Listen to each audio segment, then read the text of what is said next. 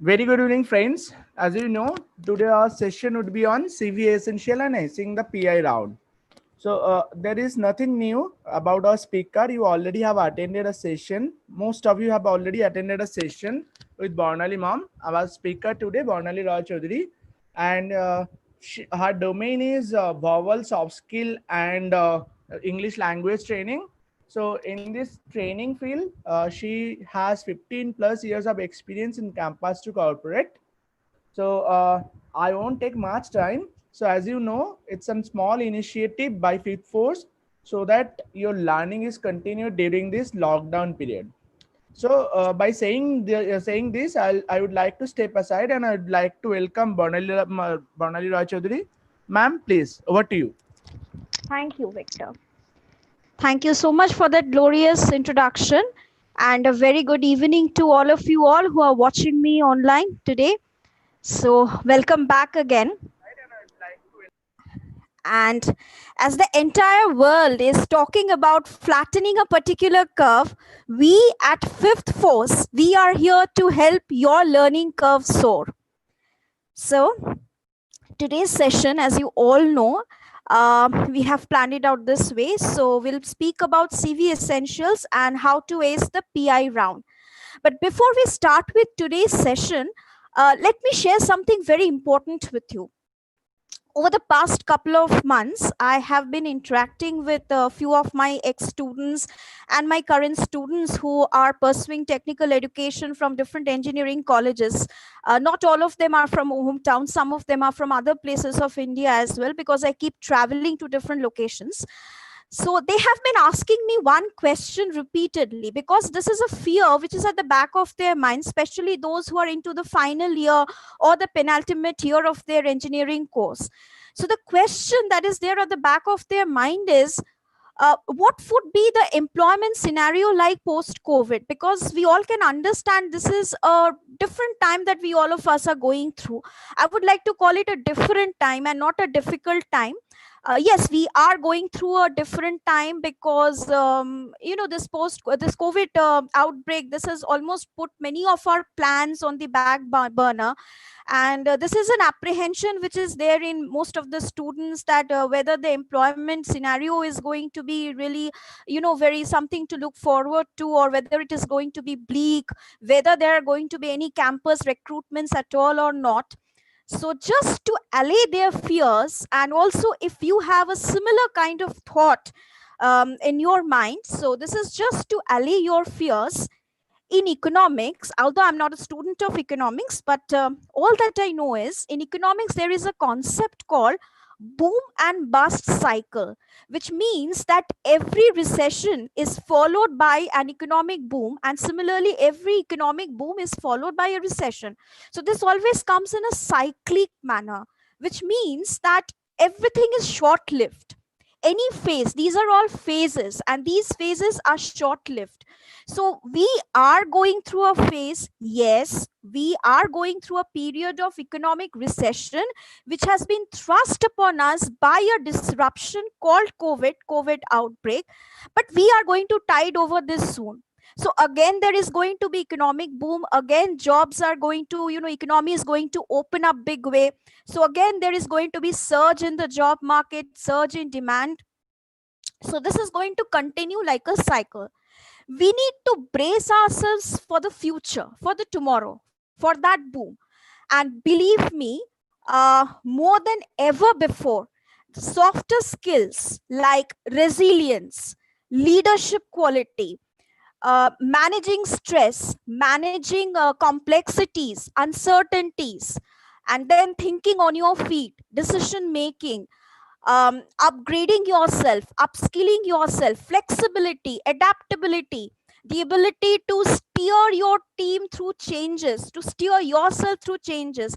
So all these, softer aspects of softer attributes, this would be in demand more than before.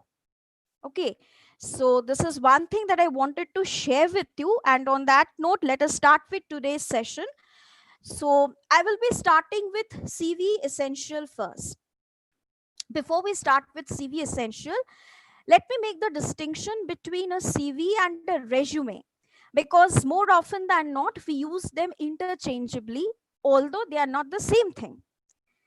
A CV is a detailed account of all your academic as well as professional credentials.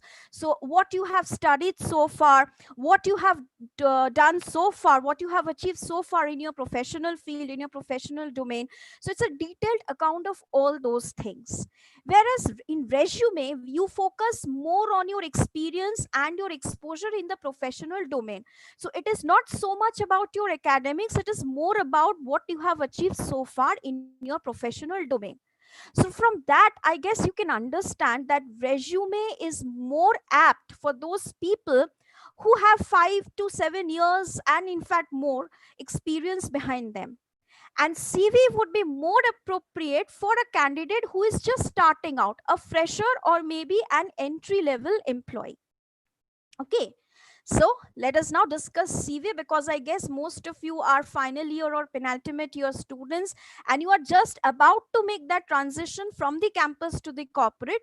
So you have exposure in academics but very little exposure to working domain. So let's start with the CV essential first.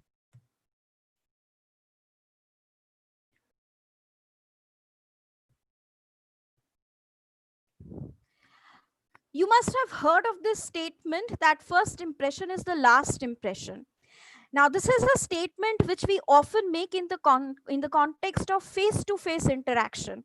So, whenever we are meeting, we are encountering a person face to face, we often try to put on our best behavior, we try to put on our best appearance, because we know that we only get the first 30 seconds to make a very strong and lasting impression. CV is the first encounter that you get to have with your future employer even before you have met your employer in person. And in case of a CV, because it is a written account, so it's not 30 seconds, but it's just the 6 seconds that you get to make that first impression. So it is as if you are speaking through your CV. So your persona, your personality comes forth through your CV. After going through your CV for the first 6 to 10 seconds, the employer has actually formed a visual image of you, a very subjective visual image of you. So now you can understand the need, the importance, the imperativeness of having a well drafted CV. So there are scores of CV formats which are available on the internet, and I'm very sure that your colleges have also shared a few formats with you with the logo of your college. Now, in the context of using the logo of your college, whether they should be used or not, if you are going for a campus interview, if it is a campus or a pool campus drive, then yes, use your logo, because you are then representing your institution, your college. But if you are going for an off campus drive, then please do away with that logo, because you are not representing any particular institution, you are representing yourself. So having said that, let us proceed further. As you can see in this particular, I could have shared a number of other formats with you, but I thought that this is the the easiest one to emulate. So I'm sharing this format with you. However, yes, as I said, there are scores of other formats which are available on the internet, and also your college might have shared formats with you, so you can go with those formats as well. The basic thing is that it has to have all the necessary information and it has to be well drafted. So these are the two prerequisites. Other than that, whatever formats you use, they are okay, as long as it is not cumbersome. So as you can see for yourself in this particular format, there is a portion which, after that, there is a line. So there is a portion at the top which demarcates that from the rest of the CV. Now that portion right at the top is very, very important, because it contains your contact details. So if your employer wishes to get back to you through mail, that is through postal address, through postal mail, then definitely all those information, they have to be accurate. So name, your proper name, address, the address where you reside, that is your correspondence address. And if your correspondence address is different from your permanent address or your residential address, then you have to make that distinction also. So address therefore should be number one, correspondence address, and number two is your residential or permanent address if they are different. Otherwise, when we say address, we mean a correspondence address. So if they wish to send you a letter, the letter should reach you in that address. Mobile number and your email ID. Now, speaking of email ID, there is something which I have personally observed. So I'm going by my experience and I'm sharing this with you on this platform. People these days, you all are very colorful people. We all want to show our, we all like to flaunt. We all want to show our personalities to people. So suppose you're a very cool guy. So your propensity would be to, keep an ID like I am cool so and so at gmail.com. I would say that for a professional purpose, please do away with such colorful IDs. Keep them for personal use. Use those for personal, for personal correspondence. For professional correspondence, your email ID should also look and sound very professional, which means that your email ID should contain just your name and maybe a couple of numbers prefixed or suffixed with your name, and then the domain name. Nothing more. Ma'am, sorry to interrupt. Ma'am, just a second. Can you just keep your that headphone down? Your noise is coming. Okay. Huh. And ma'am, can you just speak a little bit? Let me just. Yes, can you hear me? Yeah, I mean, you need to put it a little upward. I mean, sound is coming, but less. Yes. Can you hear me now? Little bit upward. Okay. Can you hear me now? Yeah, it's fine. Perfectly, ma'am. Okay. Continue, please. So I'll hold on to the microphone like this. Yeah. Okay. So let me just continue from where we left. So I was talking about the email ID and the need for having a professional email ID. That is something which contains your name and maybe a few numbers prefixed or affixed to your name. So cool and funny and all those kinds of adjectives, please keep them aside for personal use. Then coming to your academic qualifications, in a CV, it's your academic qualifications or credentials that carry a lot of weight because you are a fresher. So percentage that you have scored, your fields of study, all these are important.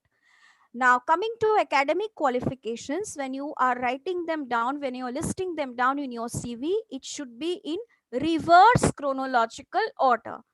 Reverse chronological order means that you should start with the most recent one. So if you are pursuing post-graduation, then you start with post-graduation. Else, if you are pursuing graduation, you start with graduation. Now, suppose you are yet to graduate. Maybe you'll graduate in the year 2021 or 2022. Then under year of passing, mention pursuing. That is PURSUING. Now, aggregate percentage or CGPA. 10th and 12th standard is mostly in percentage, whereas in graduation, it's mostly in terms of grade. So if you are mentioning a grade point, let us say you are writing 8.52 and it's a grade, it's not a percentage. So after writing 8.52, within brackets, you mention DGPA or CGPA. Okay. And if it is a percentage, let's say 79% or 89%. So after 89, 79, you mention the percentage. That is, you give the percentage sign. So that clearly demarcates that they can easily make out if it's a grade point average or if it's a percentage. Next, we come to projects undertaken, any kind of projects or training that you might have undertaken. The nearest that you can get to a professional exposure is a project undertaken. So I'm sure during the first 3 years of your graduation, you must have undertaken some kind of a project, or at least you have gone through some kind of, a training, a summer internship training or a winter internship training, autumn training, whatever. So please mention those details, the organization from where you have undergone training, if it is a training, or if it is a project, what is the project title, what is the project all about, and what was the duration of the project, or what was the duration of the training, months, years, whatever you mention. Then additional qualifications or achievements or certifications. So these should be the co-curricular achievements or co-curricular qualifications. Now please understand that you are into the third or fourth year of your graduation.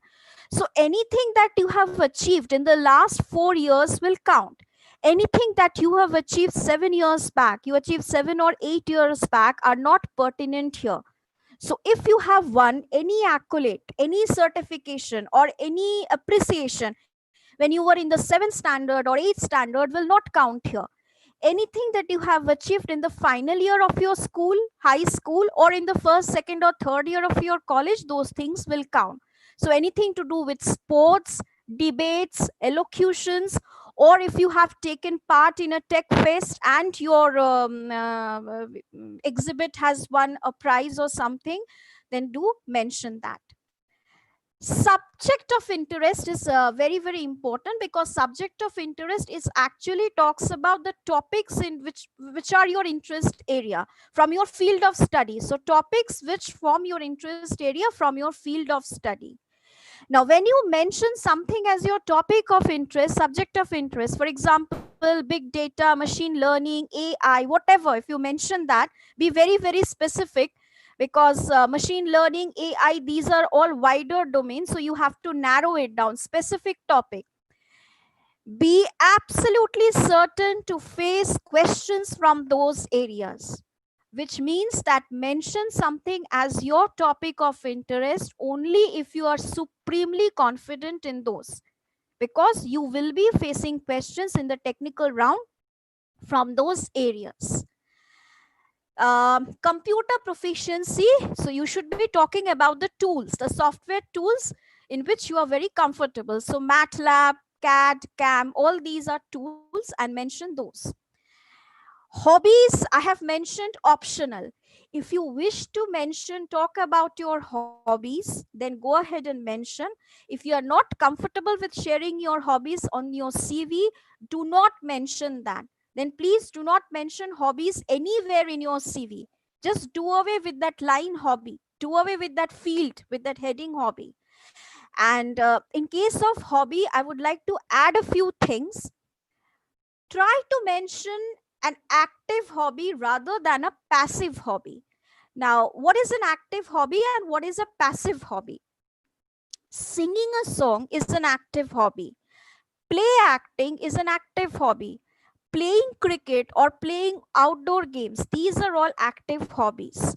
Watching television, a passive hobby. Listening to song, listening to music is a passive hobby. So always try to mention your active hobbies and be very sure that those indeed are your hobbies. So do not cook up stories, because again, hobbies like subject of interest is an area which is going to draw a lot of attention from the interviewer. So if you mention something as your hobby, you will be asked questions from there. And then comes your personal details, your date of birth, your gender. In case of languages known, the first language that you should mention is English, followed by your first language, that is your vernacular, and followed by a third language if you are comfortable with it.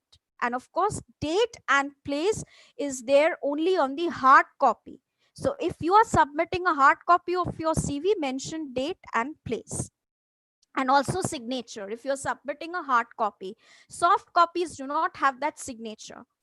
And soft copies also do not have date and place, simply because you sent your soft copy as an attachment with a mail, and the mail itself has got date and place in it. Place is not important, but date is important. So whenever the mail lands in the inbox, they will get to know the date. Okay, so much for your CV. And a few other things that you need to keep in mind. First and foremost, Like any other document, it should be neat and well drafted with even space between paragraphs. So if you have chosen 1.5 paragraph spacing, then it should be 1.5 throughout, right from the beginning till the end. So don't keep changing the paragraph spacing. Should be free from grammatical, structural, and spelling errors. So grammatical and spelling errors, they are a real put off. They are a real put off. And this is where you make an impression. So if your CV is full of grammatical and spelling errors, you have very little chance of being called for the interview. So after you have drafted your CV and before taking out the final print, get it proofread by somebody else, not you, because you are the one who has drafted the CV. So somebody else should proofread for you. If you really need to highlight a feature, if you're looking forward to highlighting a feature, use features like bold, underline, and italics. Do not use multiple colors, because I have personally come across CVs where students have used different colors to highlight certain words which they wanted to highlight. So do not do that. Use other features. You have bold feature, you have underline feature, do use them. And do not mix font type. So it should be a universal font. And regarding font types, just stick to ones like Times New Roman, Arial, Helvetica, or Calibri between the size of 12 to 14. Anything less than 12 is not quite visible, and anything more than 14 becomes an eyesore. So use 14 for fields, for headers, for headings, and rest of the CV use 12. So that was so much about CV writing. I will take up questions at the end of the session. So I can understand that you are on YouTube live, and YouTube offers very little scope for interaction, in-person interaction. Must that I would have loved to have a personal interaction with you all. But if you have any questions or any doubts, please put them in the chat box so that I can take up those questions, as many as I can, as many as time and other limitations permit me. So I will take those up at the end of the entire session. So let us now quickly move on to job interview. I'm sure you remember that in my previous session on group discussion, I had made an observation that all these rounds, the aptitude round, the GD round, the technical round, those are not selection rounds. Those are elimination rounds, where the objective of the interviewer is not to select candidates, but to eliminate candidates. This PI round, or the personal interview round, the HR round, is the final lap, is the final hurdle. So if you have made it to that round after clearing all the preceding rounds, then definitely you deserve a pat on your back, because you have managed to stay afloat. You did not get eliminated. So you must be having something in you. Now, when you have made to the HR round, when you have made it to the PI round, your task becomes easy and tough, both.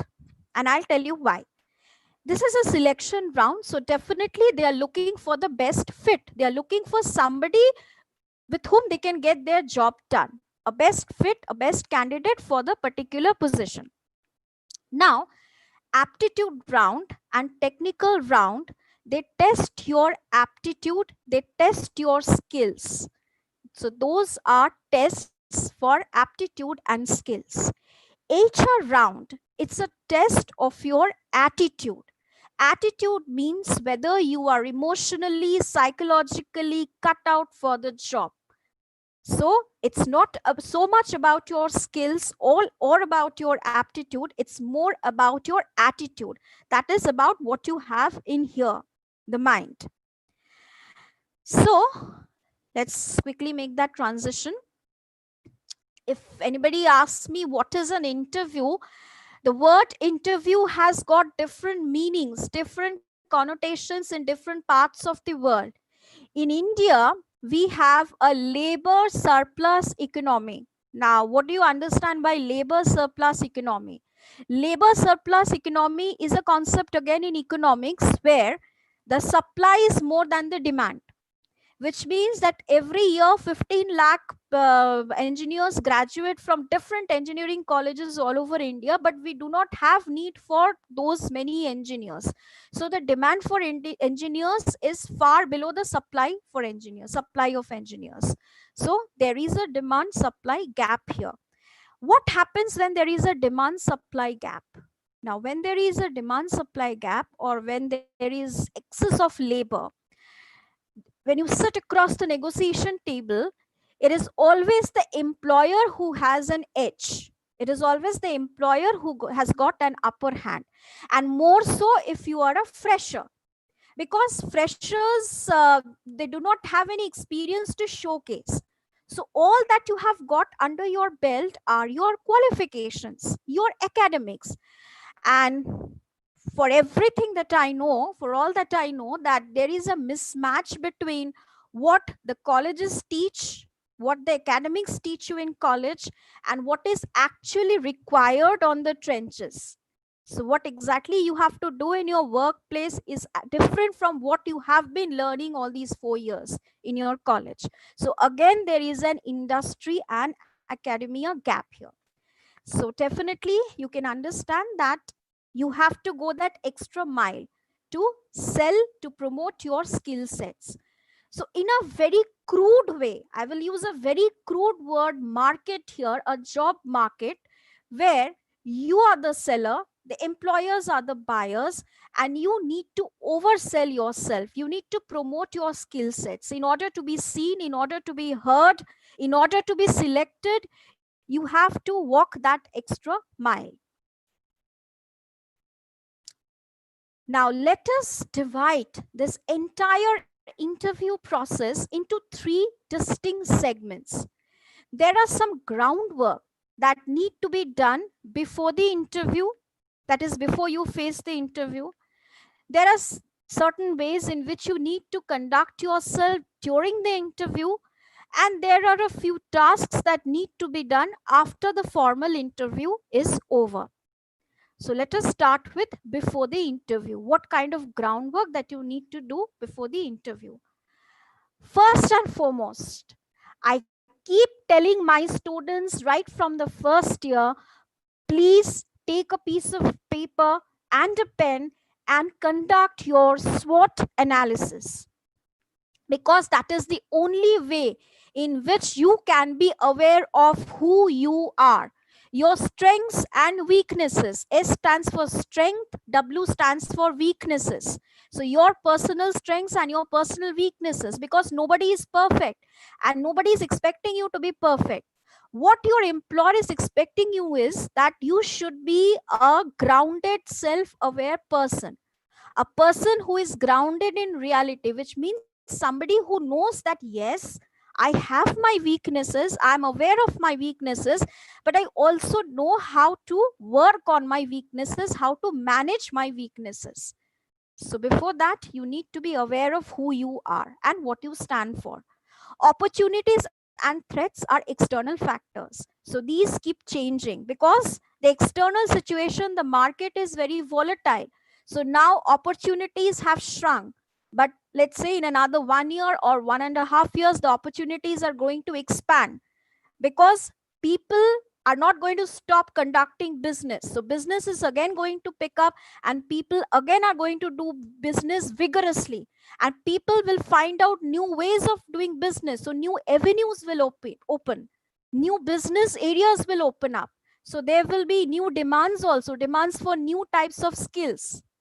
So equip yourself for that, brace yourself up for that, equip yourself with all those skills of the 21st century, or I would say skills in the new normal, the post COVID. Number two, a well drafted CV, and we have had a detailed discussion on that. Just make sure that your CV is updated all the time. So if you have taken a printout of your CV where the date is 13/6/2020 and you are appearing for an interview in the month of September, you need to change the date. So these are the minute things that you need to be aware of. It cannot be predated, it has to be current dated. A comprehensive research about the organization. even before we take a plunge in a swimming pool, we would like to know what is the depth of the swimming pool.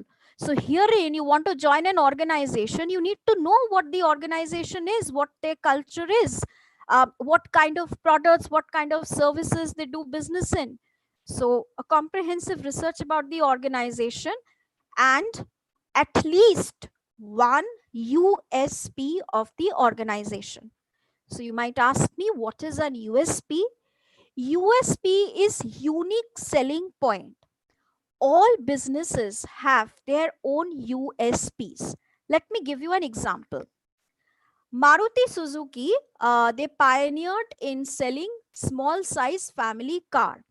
And later on, the other companies, the other car manufacturing companies, automobile companies, they also joined the bandwagon of selling small size cars.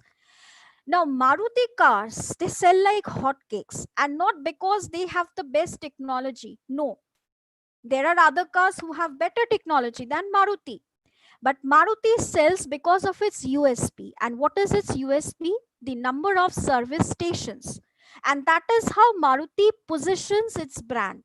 That is how Maruti positions itself before the customers.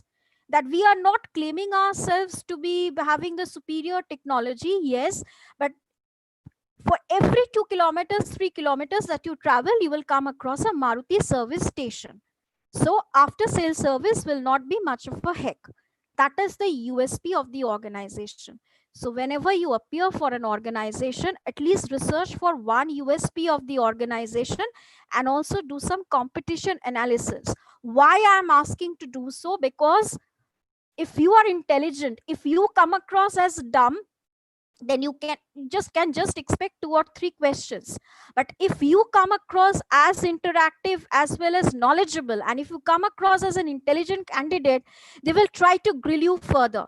So they will be more interrogative, they would take a lot of interest in you, and they will ask you, more deeper questions. They'll ask you deeper questions like, what do you know about our competition? If you wish to join IBM, they'll ask you, why IBM, why not Cognizant, why not Capgemini? So these kinds of questions they will ask. If you really wish to sail through, if you really wish to ace the PI round, you need to be that detailed. Responses to a few key traditional questions. Now, herein I would like to add something. I would like to make an observation. It is practically, not possible. It's not feasible. It's not possible for any of us to predict, to accurately predict or anticipate what kind of questions you might face in the interview. There will be a few traditional questions and there will be a few situational questions. Now, there is absolutely no way in which you can predict situational questions. So interview, for the most part, you need to be very, very spontaneous and you need to think on your feet. But there are a couple of traditional questions. They are very common. They have been asked from time immemorial. Ever since this interview procedure came into existence, they have been there. So I guess you can prepare yourself for those frequently asked traditional questions. We will take up these questions right after this. Attend a few mock interviews. I'm sure your colleges have already or are about to conduct a few mock interview sessions. Please do not give them a miss.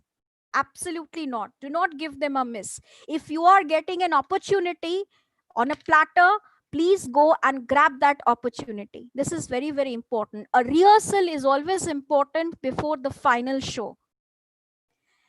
Think of a few relevant questions to ask them during the closing. Now, once they are done from their end, once they are done interviewing you, they might ask questions like, do you have any questions for us? Because as a candidate, as a job seeker, you have every right to know that whether you are making the right decision or not, whether this is the organization you would really like to belong to. So you should also be prepared with 1 or 2 relevant questions to ask them. Now, these last 2 things, prepare credible responses to questions on year lag, backlogs, inconsistent academic performance. This is really, really important because I want to go back to your CV. Now, we often come across CVs where there are time lags. time lags means, year lags means, suppose you passed your high secondary, high secondary in the year 2014. So if you have passed your high secondary in the year 2014, then ideally you should be graduating in the year 2018, because BTech or BE takes 4 years to complete. But you passed in the year 2019, or you passed in the year 2020. So what was the reason for the year lag? You should be prepared with a credible response. And also, if there are any inconsistencies in your academic background, because these questions will be asked after screening your CV, after going through your CV, this is the question that you are likely to face. 90% in your secondary and 60% to your in your higher secondary. I mean, what was the reason for that steep decline? What happened? Did you lose focus? Didn't you study enough? So be prepared to handle, to field these kinds of questions. Your answers should be honest, they should be credible, and they should be authentic. Don't try to ramble, and don't try to fumble and make up stories, make up excuses, because excuses do not work at all. And the last point, I guess I have already discussed the last point, that you should be thorough with your areas of interest and projects undertaken, or hobbies, if you have mentioned your hobby in your CV, because you will be asked questions from those areas as well. During the interview, maintain your cool and composure. The oft repeated question that I encounter from my students is, ma'am, this is my first interview. How can I maintain my cool and composure? I have never faced this kind of a situation before. So I'm nervous like hell. My hands are shivering, my legs are shivering. So my suggestion to you is, or I wouldn't say suggestion, but I would say that how to, how to manage that nervousness. First of all, it is quite natural to be nervous. Whether this is the first interview of your life, or whether this happens to be the 40th interview of your life, there will always be an element of nervousness. And it's okay to feel nervous, because nervousness is something that keeps you rooted to the ground. So you don't get carried away by overconfidence. And please understand that this is just an interview where you have nothing to lose, but everything to play for. Therefore, just go out and play your natural game. What is there to lose? Nothing, because you have nothing. You started with zero. If anything, you gain something. You get a job in your kitty, you get a job in a bag. Otherwise, it's nothing. So you have nothing to lose. And this is not the end of the road. So along the journey, at least you have learned something. You have picked up a lesson. So keep that lesson with you for the future. Enter with a confident gait. So the way you walk into the room, that matters. And usually what happens, they deliberately keep the table and the chair, the center stage, a little way away from the entrance door. This is done deliberately because they actually want to see how you enter the room and how you walk along. So they can make out from your walking style, from your gait, how confident you are. So they will watch out for your posture also. After you come in, you smile, you greet everyone, you maintain a steady eye contact. And remember one thing, shaking hands, it's their prerogative, not yours. So you should not be the one to initiate a handshake. If they initiate a handshake, you reciprocate. You reciprocate that gesture. Don't sit unless you are asked to. So don't pull the chair and sit immediately. Another thing is, if you are carrying a portfolio bag, or if you're carrying a folder with you, you'll either be carrying a portfolio bag or you'll be carrying a folder for sure. So before you put it down on the table, you ask for their permission that may I keep the bag or the folder on the table or not, because remember, the table does not belong to you, it belongs to them. Don't slouch or sit cross-legged with arms folded, because these are closed negative postures. So sit straight, sit comfortably, sit straight, sit erect, and make yourself comfortable. The only way in which comfort shows in your body language, in your posture, is when you are free from the mind. You're free from all shackles from the mind. So just take it as another game and play naturally. Natural gesticulations while making a point. This is just a two-way communication, nothing more, nothing less. So a normal two-way communication, therefore use natural gesticulations. Your CV should be at the uppermost of your folder. This is something which I have observed. And at times it's very funny, but at times it's very disgusting also. Because they ask for a hard copy of your CV, you open the folder, and now you are rummaging through all the papers because you cannot find it. So you are fumbling, you're rummaging through all the papers. Where did I keep the CV? Where did I keep the CV? That should not happen. It should be at the uppermost. So you can just take it out and give it to them. You don't have to look for it. Do not badmouth your previous employer, your supervisor, your college principal, your friend, or for that matter, anybody. I can understand that the world is not perfect. Nobody is perfect. You might have had some issues in your college. Maybe you are not satisfied. You might have had some issue with your friends during a project that you undertook together, but never badmouth anyone, even if you are provoked. And steer clear of controversial issues. So do not give your opinion on anything controversial unless and until you are categorically asked to. Project positivity and optimism. This is very, very important, especially in the post-COVID scenario. More than anything else, your attitude to life, how you can manage, how you can handle stress, how you can handle complexities, how you can handle uncertainties, how you handle change, the frequent changes, all these will count. So whatever responses you give, whatever replies, whatever responses to questions you give to your employer, be ready to show your positivity and optimism. Optimism means looking at the brighter side. Like I said early on, that people would say we are going through difficult times, but I would like to use the word different and not difficult. The time is different, something which we have not experienced before. But difficult, well, in life there are two ways of looking at things. Maybe it's difficult from a certain angle, but a different from a different angle. Maybe there are some learning points also. So it depends how you look at it.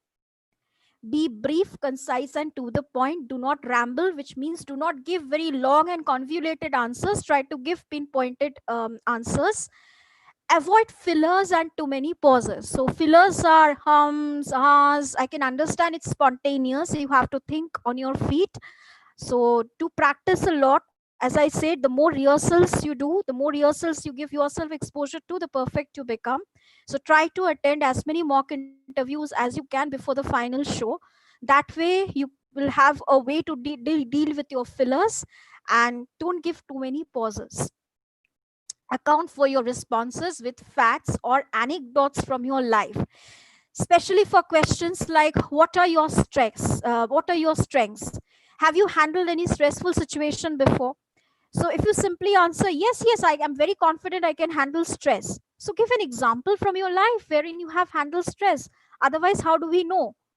So every time you are answering a question, every time you are giving a response, always try to back it up with examples from your personal life, anecdotes from your personal life. And after the interview, thank the interviewer for their time and consideration, and tell them that it was a valuable, indeed it should be a valuable learning experience for you. Doesn't matter whether you get the job or you don't get the job. As I said, along the journey of life, we pick up a lot of valuable lessons. So success or failure, that's one part of it, but the lessons that we pick up in the course of life is very important, because they help us make course correction in future so that we don't repeat our mistakes, the same mistakes in future. Now, there are a couple of questions that you may ask to the interviewer during the closing of the interview, and a few questions that you should not ask. Now, you are an employee. Let's say you make the cut. You make it to the final round. You have made it to the final round to make the cut, and you are selected. So you have been onboarded. Now what? As an employee, you have some expectations. As an employee, you have some expectations from the organization. Now those expectations come in the form of benefits. So what kind of benefits am I going to get from my organization, or rather what kind of benefits are they going to offer to me? Now employee benefits are of two types: direct benefits and indirect benefits. Direct benefits come in the form of packages, salary packages. So what would be your salary package? How often you are going to be appraised? That is, how often your salary is going to be hiked? So anything that pertains to money, anything that pertains to holidays, leave, cash on leave, benefits. So all these kinds of benefits, these are direct benefits. Indirect benefits, sometimes organizations also dole out indirect benefits to their employees, and they are not directly in the form of money. For example, pick up and drop, especially during odd shifts, odd hours, this is an indirect benefit. Health insurance, that again is an indirect benefit. Learn while you earn is an indirect benefit. So basically you can continue with higher studies along with your job. So that again is an indirect benefit. So you are given an opportunity to upgrade yourself, and you don't have to quit your full-time job for that. And you will get leave for that also. You get a leave for writing your exams, you get leave preparation leaves, and so on. So you can ask n number of questions from indirect benefits. However, refrain from asking questions that pertain to direct benefits, especially questions that have got to do with money, salary, and leaves and holidays. Now, let us quickly take you through some traditional questions. The first question is, tell me about yourself, but it's not always that the question will be asked in this straightforward fashion. So there are different variants of this question, that is, run through your CV or take me through your CV. Or there is another variant, tell me something about yourself that you have not mentioned in your CV, which means that your CV, I can understand, is a detailed account of what you have done so far and who you are. But there should at least be a few trump cards, at least 2 trump cards that you will not disclose in the CV. So when this question comes, tell me something about yourself which you have not mentioned your CV, that is the time when you show them those trump cards, 2 things about yourself which no one knows of, or at least they do not know of. Why this question is asked? This is nothing but an ice-breaking question. So the first question that you face, because there is a lot of discomfort from both the ends, you are meeting each other for the first time, so this is an icebreaker. They want you to be comfortable with the setting. Also, the setting is new for you, so they want you to be comfortable with the people who are in front, and they also want you to be comfortable with the setting, with the entire proceedings. So this is an opening up question. So try to open up and try to be natural. What are the things that you should mention? Tell me about yourself, run through your CV. First is your name, where you come from, very briefly about your family, so your parents, their respective professions, and siblings if you have any, and what do they do. Then talk about your academics, and if you have an exemplary academic record, that is, if you have been a rank holder, please go ahead and mention. And if you have a decent percentage throughout, that is, if you have a consistent academic performance which is really on the higher side, please flaunt it, please showcase. Otherwise, refrain from mentioning your percentage. If it is average, you can refrain from mentioning your percentage, but if it is above average and if it is consistent, please go ahead and mention. And then you can talk about your goals in life, you can talk about your hobbies, you can talk about extracurricular activities or this any kind of achievements in the extracurricular or co-curricular field. So all those things you can mention, but The main focus should be on your academics and also any project that you have undertaken. So that is the nearest which a fresher can get to a professional exposure. Why should we hire you is the same as what are your strengths, or what is your USP. What is this unique thing about you? Now, this particular question can come in different forms. The straightforward form is, what are your strengths? Next, why should we hire you? And then there is a third variant. What is it that sets you apart from your peers? That is your batchmates.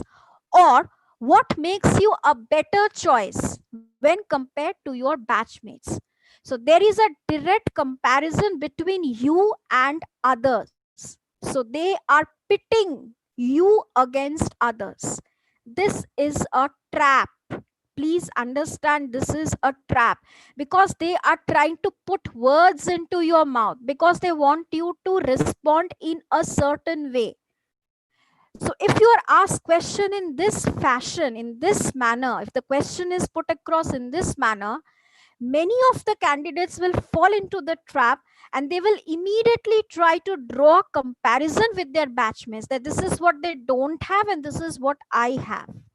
That is not something that is supposed to be done. If you really wish to raise your stature, you don't have to put down others. So what you can tell them is, I can speak about my strength, I can speak about my USP, because I strongly believe that we all of us are unique and we all of us have our unique attributes.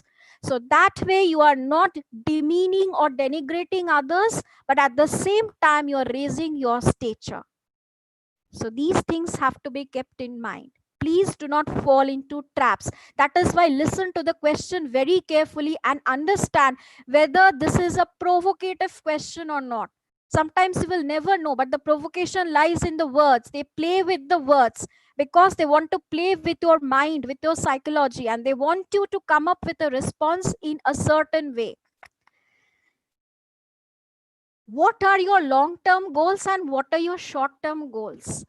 So back in the year 2000, early 2000, early 21st century, that is when we graduated, it was expected of us that we should be very clear about our long-term goals. So long-term goals means 5-year, 10-year plan. However, this COVID outbreak has changed that equation.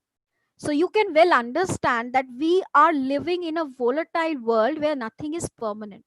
So you really cannot plan out things for 5 years or 10 years, because you never know that how things are going to change. And world changes is changing very rapidly world is changing. Technology is changing. So what is relevant today may not be relevant tomorrow. Something bigger and better might come up. So therefore, if you're asked question on long-term goal, you can actually use the COVID situation to your advantage. So you can tell them that we are living in a volatile world where things are continuously in a state of change. Therefore, you want to take one step at a time. You want to look at it one step at a time, little at a time. So you have not yet planned anything for the 5 years or for the 10 years. So as of now, you are looking for a job. After getting that job, you would look into the different aspects of the job, how you can upgrade your skills, how you can better your performance, and how you can move to higher responsible positions within the same organization, and how you can give yourself exposure to different platforms and different domains. This is really important. You need to change roles, you need to change project, you need to hop projects. Just because a certain platform is your comfort area, you cannot get stuck to that. So you need to experiment with different platforms, you need to jump projects, you need to give yourself various exposures, you need to jump roles also. You cannot confine yourself to the role of a developer, to the role of a tester. So you need to give yourself different kinds of exposures, and that is the only way in which you can survive and sustain in the new world, if you know what I'm saying. Because getting a job is easy, Sustaining your employment, sustaining in the job market, sustaining at your workplace is getting increasingly difficult. So, these questions will actually give the employer an insight into your psyche and an insight into your personality, what kind of a personality you have. In Hindi, there is a term called Lambi Race Ka Ghoda, which means that it's a long haul. You are a person who is not going to stop in the middle, but is going to get to the end. So, they need that kind of an employee. How do you handle pressure? How do you handle stress? Well, you have to substantiate with an example from your life. So, a story, an anecdote which shows that you have been able to handle stress effectively. And are you willing to relocate or travel for work? They are not taking a no for an answer. So you should know for certain that if you have applied for a job, you should be flexible enough to undertake traveling, and you should be flexible enough to relocate to other cities, because that will be mentioned in the job itself, job requirement itself, that the candidate should be willing to relocate. The position is not in your city, the position is in some other city. So that adaptability and flexibility should be there. Otherwise, you shouldn't be going for the job in the first place. How soon can you start? So if you have already graduated, you have already taken your final examination, final semester exam, and right now you are not doing anything, you need a job, you desperately need a job, show your interest in the job, but do not show desperation. Sometimes what happens is, when this question is asked, how soon can you start, candidates take it as a yes, that they are happy with your performance and they're actually contemplating onboarding you. So they come up with a very over enthusiastic response: yes sir, I'm willing to join from tomorrow.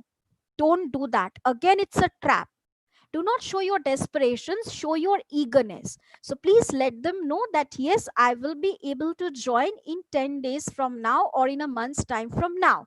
And if they ask you why do you need a month's time, because you're not working anywhere, so give them a credible response, as there are certain things that you need to fix at the domestic front before you can start with your job. So certain responsibilities, certain unfinished business that you need to undertake before you take the plunge. What is your dream job? So basically, they want you to talk about a dream organization. And this is again where many candidates make a mistake, because dream organization, Microsoft, Google, these are dream organizations. Top 20 list, Times top 20, best employer to work for. No, there is no such thing as a dream job. All jobs, they have their pros and cons. So basically, it's all about your adaptability, your ability to fit in. You need to fit in. You should not be a square peg in a round hole. That is important. So you have to make it your dream job. A dream job is not served on a platter. Are you comfortable with late nights and weekend shifts? Of course, if the situation demands. Of course, if there is a tighter deadline. Yes. How much salary do you expect from us? Now, here you have to rationalize your salary. Rationalize means do not quote a price. Instead, you can quote a range. So range, it's between 4 to 5.5 per annum, or whatever the range is, and make sure that the range is as per the industry standards, because you're not going to get more or you're not going to you're not going to get less. There is an industry standard, there is a benchmark. So you will be paid as per that benchmark. And in case they ask you to rationalize your salary as to why you are not asking for more or why you are not asking for less, the answer is very simple. Money comes as a big motivator, but money is not everything. So you need a package wherein you should be comfortable to meet your daily expenses and save up something for the future, and which should motivate you to work harder to strive for higher goals and a higher package. That is how you need to answer. Why do you want to join our company? Again, you have to talk about the USP of the organization. What is it that sets the organization apart from its competitors? And given a choice, would you prefer to work on a project independently or in a team? These days, you have to work synergistically in a team, whether you like it or not, whether you like your team members or not. It's not about liking, it's not about getting, it's about getting along. So, yes, given a choice, we don't have a choice because we need to pull off as a team. We are working independently, we all have our domain of expertise. So I will be working on my domain on expertise, but we all need to pull together as a team. What according to you is an ideal work environment? So again, they're putting words into your mouth. They want to see how grounded you are in reality, or are you a dreamer? That is, are you a dreamer or are you a doer? So the word ideal itself is a fantasy. Ideal work environment is what we make of the work environment, because environment comprises you and me. So it depends on how you and me conduct ourselves. If we conduct ourselves well, then the work environment itself becomes ideal. So when answering these kinds of questions, you are doing actually a tightrope walking. So you have to tread that fine balance between honesty and diplomacy. You need to be honest, you need to be upfront with your answers. At the same time, at certain levels, you also need to be diplomatic. So that's the balancing act. For example, there are questions on weakness. So some students say that, I'm perfectionist. People call me a perfectionist, and that at times becomes my weakness. Do not ever do that, because those employers, they have 25 to 30 years of experience behind them, and you have just started off. So who are you fooling? Who are you fooling? Be your natural self. Perfectionism, do you, tell me very honestly, tell me, do you think perfectionism is a weakness? At no point of time it is. It is a strength. So, don't use pretensions here. These people have 25, 30 years of experience. So admit that, yes, I have my weakness. Come up with a real weakness. But at the same time, let them know that I'm aware of my weakness and I'm working on my weakness. So let's see, maybe with time, I'll be able to manage my weakness, if not completely get over. Now, let us come to a few situational questions. I will discuss a few situational questions as well, because you can expect two types of questions: the traditional questions, which I have already discussed, and situational questions. Situational questions are also called stress questions. Stress questions because they put you in a stressful situations, if not real situations, are hypothetical stressful situations, and they want to test your resilience. They want to test how you respond to that situation. So let us have some of these stressful situations. I would like to jump straight to the second one. Would you hide truth or fudge information to bag a contract for your company? Now, just a while ago, they asked you, what are your strengths? And you have mentioned that two of my biggest strengths are that I'm honest and I'm loyal. And now, just to test your loyalty and honesty, they put you in this situation that, would you hide truth or fudge information to bag a contract? Now, this is a double-edged sword. If you say that, yes, I'm going to lie or I'm going to fudge an information to bag a contract for my organization, it shows that you are not honest as a human being. And if you say that, no, I'm not going to do that, then it shows you are not loyal to your organization. So what kind of answer you're going to give? And please remember that your responses should be consistent. There should be no discrepancy in your responses. So there should be, because they try to counter question you also, so there should be no discrepancy in your responses. There is no right answer and a wrong answer to situational questions. There can only be good answers and best possible answers. So the best possible answer is this, that I'm neither going to compromise on my honesty nor am I going to compromise on my loyalty.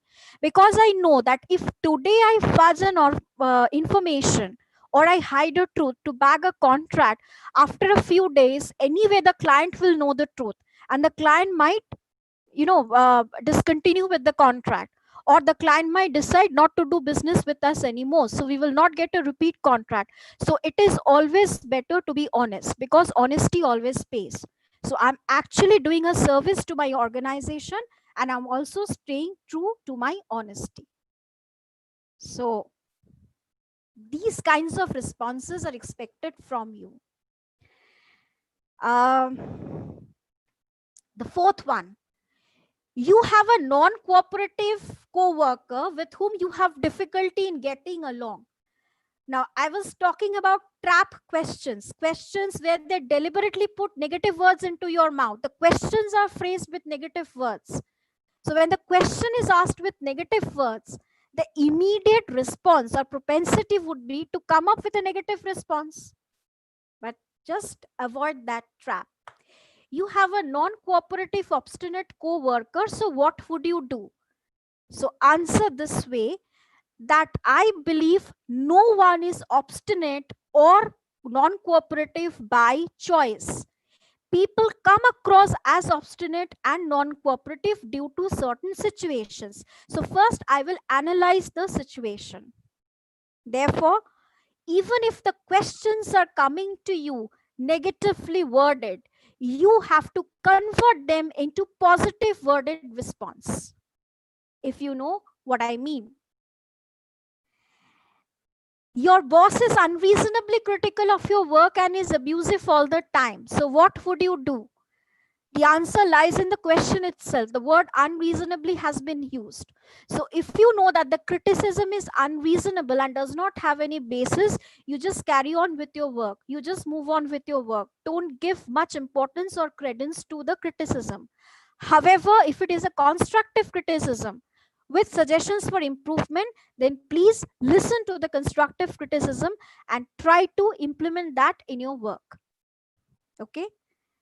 The next one, again, tests your ambition versus your loyalty. So if you have mentioned that I'm an ambitious person, while describing yourself, you mentioned that I'm an ambitious person. And you also mentioned that my biggest strength is loyalty. Now competitor is offering you 1.5 times package. Will you go and join your competitor? If you say that I will not join my competitor, it means that you are not ambitious. If you say I will go and join my competitor, which is natural, then you are not loyal. Why should I hire you? Today you join my organization, 6 months into my job, you get headhunted by my competitor and you will leave my organization. So why should I spend on you? Why should I invest in you? It's not just about money. When I joined your organization, yes, package was important, but a host of other things were also important. Organization culture was important. Other benefits were important. Learning opportunities were important. Growth path was important. If I'm getting all of this in your organization, I will definitely try to move up the ladder in my organization, because here I can consolidate my position. If I join another organization, it's going to be a completely new domain for me, a new area for me. So I have to start from scratch. I have to build a brand there for myself. So maybe I will not be able to consolidate my position. There are other considerations apart from salary. Salary or package is an allurement. And more often than not, it's an allurement, delusional allurement. So it's like a chocolate, it's a poison coated with chocolate. And many of us fall prey or victim to that, especially during the earlier stages of our career. There are a host of other questions also. I guess you are in a position by now to answer these questions yourself. So just think with clarity, think what are the traps, and then come up with the best possible response. Again, do you have any regrets in life? The word regret itself is a negative word. Why should you have regrets? We have regrets about our past. We little realize the fact that we cannot rewind and go back to the past and change. So, past is a history and future is a mystery, and what is a reality is the present. So, therefore, past is only for lessons. Therefore, you need not have and you should not have any regrets about past. The word regret again is a word with a negative connotation. So please be all ears for these words in the question. What has been the biggest mistake of your life that you can recall? Well, again, mistake. So you can say, you can talk about a particular situation where you goofed up. Be very honest about it. Very honestly, you come up with a situation where you have goofed up, but at the same time, also do not forget to mention the learning points from that goof up, because every mistake also gives you an opportunity to learn. And also, it would be better if you could explain how you have integrated that learning into your life, how, what kind of course correction you have made. So I guess I have more or less taken you through most of the questions, or the different variants, the different patterns of questions that are usually asked in the interviews. There are many more, there could be many more, but my objective was just to give you an idea and also to make you aware of the pitfalls, not to fall for the trap, and what kind of line you really need to toe, what kind of balancing act you really need to make. So, on that note, let me close my lecture, my monologue. I would be looking forward to questions from your end. Victor, could you please channelize all It the is on the questions? screen. It is on the screen. Right. Yes, Shubhajit Bishwash has come up with a very good response that my dream job would be a leadership position where the other team members are active participants. Shubhajit, this is a very good response that you have come up with. I would just like to add on to what you have said. Some people understand that with leaders, for the word leader, they understand that leader is a person who spawns followers. But I would say that the best leader is one who spawns more leaders like him or her. Okay. Ma'am, can you tell advantage of internship versus personal project? Um, project is something which you can do in the comfort of your home. So you are sitting at your home, it's pretty much like work from home. So you are sitting in the comfort of your home, you're putting all the bits and pieces together, and then you come up with the final exhibit. That's a personal project. Internship is where you are actually into interaction with a team, with a host of other people. So there is definitely a clear cut advantage of working as an intern over working on a personal project, because internship gives you a 360 exposure which personal projects usually do not give. Okay.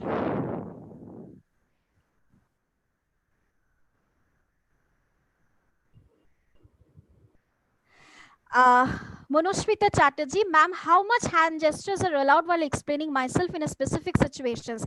See, I mean, I cannot really give you the metrics, or I cannot say that this much you should use, this much you shouldn't use, but as much as comes naturally to you. So you have to look natural, you have to sound natural. That is more imperative, and people can easily make out whether you are natural or not, whether you're comfortable with the situation or not. So basically, you need to work from the mind level. So at the mind level, you have to make yourself very comfortable, and it's only then that all your gestures and postures will also come across as very, very natural. Well, I don't get to see too many questions. There are more thank yous than questions, but I guess the questions, 2 or 3 odd questions that you, yes, how to show confidence and speak in GD, even if you know little about the topic. Okay, this session is not about GD, this is more about PI. But since you are talking about GD and you know very little about the topic, this is something which I took up in my previous session. If you are not comfortable with the topic, first imbibe good listening. First, listen to 2 or 3 people speaking. try to get a drift of the discussion, and then maybe you can value add with examples and illustrations from your example. Even if you cannot add a new point, you can always add, or you can consolidate and strengthen an already discussed point using illustrations and examples from your own. And also, I guess I have discussed this in my previous session on GD, that there are a few roles that you can play in a GD, a few contributory roles that you can play in a GD. Ma'am, before you ask the next question, I'm getting few. We are getting few GD questions, guys. The GD video is already uploaded there. You probably have the link. So I mean, these questions are already answered there. So you better watch that video. If you don't have the link, please request in the group. We'll share the link. Ma'am. Okay, Shubhodeep has requested the CV format to be shared. Now you already have the link to this video, so you can get to watch this video n number of times and you will find the CV there itself. And also, ma'am, we'll share the CV format with them with your permission, with CV format that you have shared with me. Yes, you can do that. You can do that. One moment, I just came across a question. Ishan Mishra says, I would like to add my response on the question which asks, will you like to work individually in a project or in a team? Okay, Ishan, so what is your response? Can you just put it across in the chat box if you want to add something? Yes, ma'am, he added something in the next comment. Answer is I would like to work in a team, as I would like to grow along with everyone and would love to grow together. Very good response, Ishan. This is very good. In fact, the only way in which we can grow is synergistically. You know what is synergy? Synergy is interdependence. So God has created that way. Nature has created that way. Nobody is independent. Everybody is interdependent. So the only way in which you can look forward to grow is synergistically. Is it all right to include achievements? Swapnil has asked this question. Is it all right to include achievements like cracking Olympiads and campus ambassador roles in various organizations? Absolutely. I mean, that would be brilliant, actually. Okay. Guys, do you have any more question? Or there's one more question from James Anderson. What to do, ma'am, when company selects you but doesn't give offer letter for 1-2 years like Cognizant? Usually it doesn't happen unless they have planned to, you know, keep you on the bench, keep you seated on the bench. So if they have plans like that, they go for it. Otherwise, usually doesn't happen. Usually you don't have to wait for that long, 1 to 2 years. And there is a difference between offer letter and appointment letter. Offer letter, most of the time you get on the spot, or maybe just about just within 7 or 15 days after the final round of interview. Appointment letter takes up time, and there is a reason for this, because they want to test how you know, whether you would really like to get along with the organization, whether you have that kind of long haul mindset. So whether you are for the long haul or whether you're going to hop, skip and jump. So that is why they delay the appointment letter. So appointment letter you might get after 2 years, and it's not just for Cognizant. These days most of the organizations are actually towing that line, because they want to see whether you are loyal and whether you are with the organization or not. Yes, share the CV format. Yes, Shirojit, it will be shared with you. Should I give diplomatic answers to situational questions? As I said, Shurmishta, it's a balancing act. It's a kind of tightrope walk. So you need to understand which are the areas where you need to be very, very honest, because if you come up with a diplomatic response like perfectionism is my strength, so you can well understand that these people were not born yesterday, so they can easily make out that this is kind of, you know, you are trying to be extremely diplomatic, or I mean, you are not being real. So whether your answer should be diplomatic or whether your answer should be honest or not, that is the decision which you need to take, that this is where my honesty stops and my diplomacy begins. Can we write cultural achievement in CV? Of course, if it is an exemplary one, you can write cultural achievements, not cultural degrees or diploma. There is a difference between certification and achievement. So achievements you can mention. No, absolutely not, Radhika. Strengths and weaknesses you should not mention in your CV.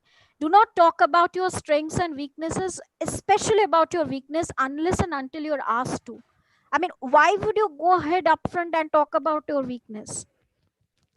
What is the difference between offer letter and appointment letter? Offer letter is an initial offer for the job, and appointment letter is when you have gone through that initial the induction phase, 6 months or 1 year of induction period or probation period, and you have been finally selected.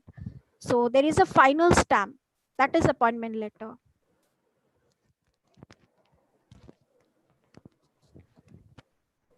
Long term goal and short term goal.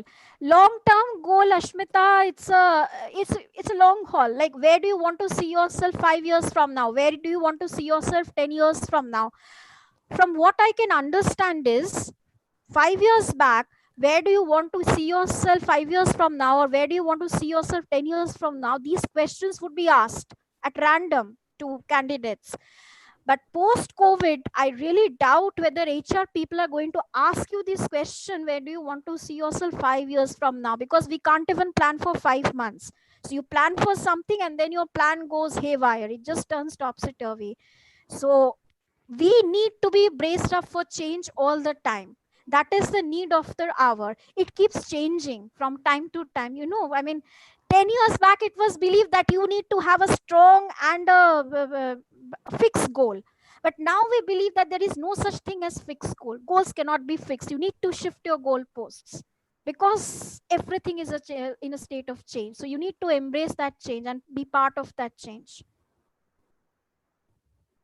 Yes, Prabhas has asked a very pertinent question, that I did some training in a new organization, and unfortunately, if I don't have certificate of proof, then should I mention it in your CV? I would suggest that do not mention it in your CV, because whatever you mention in your CV, it becomes very, very official. And what is official needs to be substantiated with proof, with documents of proof. But yes, you can talk about it, you can mention it. And if they ask you why you have not mentioned it in your CV, then you can go ahead and tell them that either I don't have the certificates or I have lost the certificates. So, but I have an exposure and I wanted to talk about it.